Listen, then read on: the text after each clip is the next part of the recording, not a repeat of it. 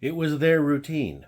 The child would snuggle up in bed, almost falling over the edge into the endless abyss of sleep. But this night was different.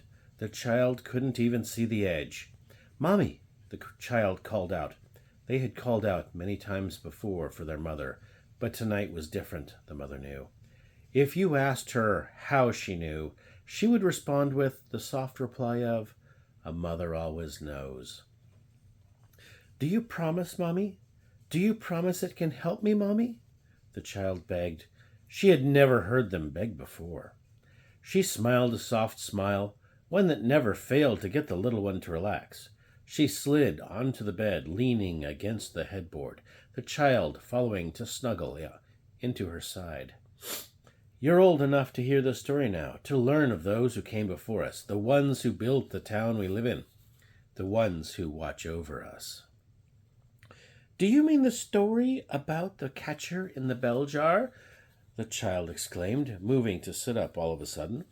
The mother let out a breathy laugh, nothing more than a whisper of wind, leaving with a squeak of noise that would even make a mouse jealous. "Yes, that story, little one. Now, settle down and we can begin." It had started as a simple high school fling, as it should. It was innocent. Esther had confessed first, and Holden had accepted the confession. Sure, they'd been on a few dates, but it was like they were still new to it. That's how they found themselves sitting on their own in the courtyard of their school, eating lunch as they conversed. The duo had just arrived from their English class. It was nearing the end of the school year, so their teacher had them discuss all of the books they had read through the year, the books including The Scarlet Letter, Frankenstein, and The One That Flew Over the Cuckoo's Nest. "I know, but do you ever think that these books seem too real to be made up?" Esther had asked, leaning against Holden's shoulder, as her eyes skimmed over the sight in front of her. The day was beautiful, sky clear, sun beating down on them enough to provide warmth, but not too much for it to feel miserable. "I know what you mean, but you also have to look at it from their perspective. Life isn't always unicorns and rainbows." Holden's words held no malice, nor did it hold cruelty. If anything, he sounded patient. He then tightened the grip around her shoulder, pulling her into a side hug. "Life isn't always fair. Sometimes it's nice to see that other people also notice that, even if it's through a book." The silence wasn't awkward. If anything, it was soothing for Esther. She was happy she had finally found someone that not only made her feel safe, but also helped to quiet her emotions, almost like he was holding her safety net. It had been 5 years since Holden and Esther had started dating, 4 since they graduated. If you asked Esther, she would tell you she had never been happier, especially today. The couple found themselves hand in hand, standing at the chapel, preparing themselves to confess their undying love to the other. As the ceremony normally goes, Holden went first. "Esther, of all the people you've dated or shown interest in, I'm proud to be standing here as the man you choose to marry. Not because of your looks or how smart you may be or how much money you've made, but because you decided I'm worthy enough to share in the love you create. I'm proud to see how much you've grown, and I'm thankful that I get to see the woman you've blossomed into." Holden couldn't help but let out a soft laugh as Esther moved to put a hand over her mouth. Both decided to ignore the tears that were welling in each other's eyes. "I promise to love you until my dying days. I promise to put you first, even before my cat." This drew a laugh from the crowd. "I promise to make you laugh whenever you're struggling. Heck, I'd even rub your feet after a hard day at work. To this, I promise you, Esther Greenwood." After finishing, he moved their joined hands up to kiss the back of her hand, drawing another laugh from the crowd and a wet giggle from Esther. "Stop making me cry. I haven't even gotten my speech out," she had joked, moving to pull out a piece of paper to begin reading. Every girl dreams of being married when they're young, and they spend years dreaming of a perfect man, a perfect wedding, and everything just falls into place. But life isn't that simple. You can't have a horse-drawn carriage to take you to school or a prince to solve your problems. But I think I've got the next best thing. I've got a best friend who never left. I got a partner who never fails to make me laugh. I got a boss who makes sure I finish the laundry. And I got a tiny fur child who I swear loves her dad more than she loves me. In reality, we don't have princes to save us from a tower or a deep sleep, but I think I found one. I'm just happy he loves me as much as I love him. And that was the day they tied the knot. Little did they know this wasn't going to be an easy marriage, just one full of surprise, some good and some bad. It had taken 2 months for the first surprise to find them. It took shape in the way of 2 lines on a test. "Holden, get your butt in here," Holden remembered Hester yelling. He had never run so fast in his life. After falling through the doorway, he righted himself, looking as frazzled as a cat on a hot tin roof. "Are you okay? Who's dead, dying, or bleeding?" Esther never responded. She only held the test out to him. Silence fell over the couple before he moved to pull her into a bone-crushing hug. "We're going to be parents." Esther could never admit if the tears that fell were from happiness or from sadness. Twins. They were having twins. Well, they didn't even know there were supposed to be 2 until the second one popped out in the operating room. "Congratulations, Mr. and Mrs. Caulfield. It's twins. Do you have names picked out?" "Yes, we do," they replied in unison. Esther looked down at the baby in her arms. "This is little Jack." Holden looked down at the little bugger in his arms with a smile. "And this is littler Algernon."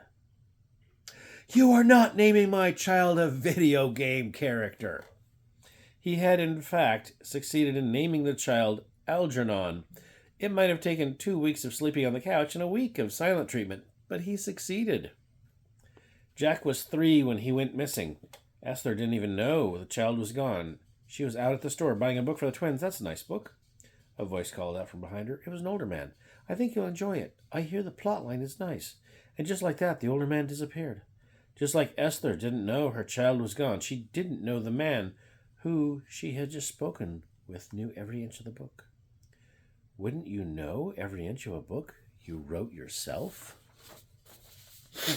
It had been a year since Jack's disappearance, and a month after Esther had gotten Algernon a beautiful canary in order to try and cheer him up. Esther walks into the living room where Algernon's bird was kept and sees Algernon's bird lifeless and motionless. It had been Holden's job to make sure the bird was fed. However, the bird's bowl had been empty for days before its death. Esther released a scream that sounded throughout the entire house. Hearing the scream, Algernon runs in, and upon seeing the lifeless bird and his mother crying, he starts to try to comfort her. At the slight sound of approaching movement, Esther turns and sees a young boy who looks just like her missing son, terrifying her. Without thinking, Esther slaps the boy, who was actually Algernon. This caused Algernon to run off and get his father, who followed him back into the living room, where they found Esther curled on the floor crying, clutching the bird. "Esther, honey, what's wrong?" Holden asked, concerned. "You killed it! You killed it!" Esther cried. "And that child, I don't know what he is, but he isn't my son. My child is missing, likely dead." At this, Holden remembers the last time Esther thought Algernon was Jack. It had not lasted this long. He realized the best place for Esther was the nearby mental institute, called the Cuckoo's Nest. Algernon is now 16 years old and has developed a love of collecting graffiti in a notebook. He does this as he finds the graffiti pretty and inspiring. This has caused some tension between him and Holden, as Holden is old-fashioned. "What are you doing out so late, young man?" Holden demanded. "It's not that late. It's only 4:30, and I was out collecting graffiti in my notebook. I would have called you if you had let me have a phone," Algernon replied. "I will never let you get a phone. It will make you go soft. You know, back in my day, we didn't have phones or fancy technological doodads, and look how I turned out," Holden shouted. "Technology nowadays makes everything way too complicated. You know what? Go to your room, young man." Algernon sulked up to his room, saddened by his father shouting at him like this. On Algernon's 19th birthday, he received a letter from the U.S. government. On the envelope, it simply read, "Draft." So Algernon hesitated before he opened it, expecting the worst. He read it out loud to himself, softly in disbelief.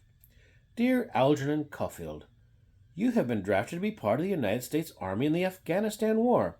You are expected to report to the nearest military entrance processing station at 9 a.m. on Monday, April 4th.